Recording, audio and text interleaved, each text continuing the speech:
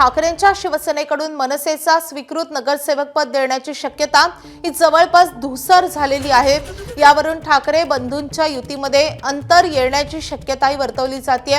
विशेष म्हणजे शिंदे आणि राज ठाकरेंची नुकतीच भेट झालेली होती आणि त्यानंतर ठाकरेंच्या शिवसेनेनं मनसेला स्वीकृत नगरसेवक पद न देण्याचा निर्णय घेतल्याची माहिती समजते।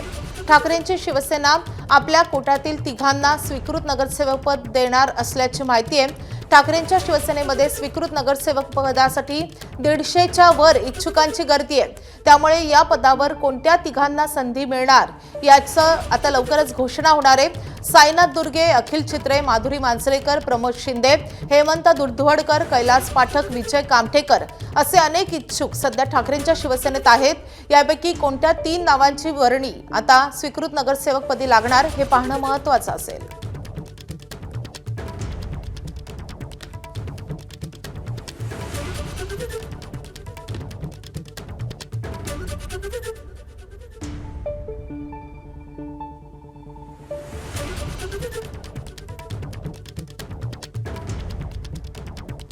आपले प्रतिनिधी वेदांत नेप सध्या आपल्या सोबत आहेत। वेदांत, स्वीकृत नगरसेवक पदासाठी राज ठाकरे यांच्या पक्षाला मनसेला आता बाजूलाच ठेवलं जाईल का? ठाकरे बंधूंमध्ये नेमकं काय ठरलेलं आहे?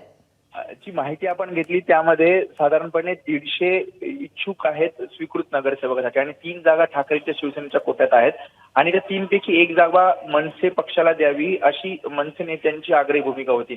मात्र ठाकरेंच्या शिवसेनेच्या काही नेत्यांना आपण विचारलं त्यांचं असं म्हणणं आहे की यावर कुठलीही चर्चा झाली नाही आणि इच्छुकांची संख्या अधिक असल्यामुळे ठाकरेंची शिवसेना 3 स्वीकृत नगरसेवक देणार आहे आणि त्यामध्ये काही नावं सुद्धा समोर येतात। मात्र आज उद्यामध्ये या नावाची निश्चिती होईल।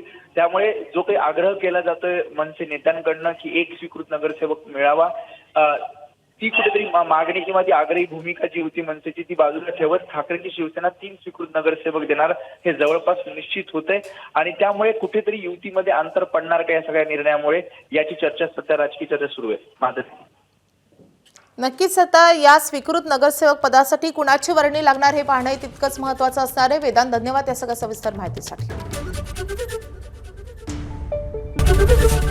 एबीपी माझा, उघडा डोळे बघा नीट।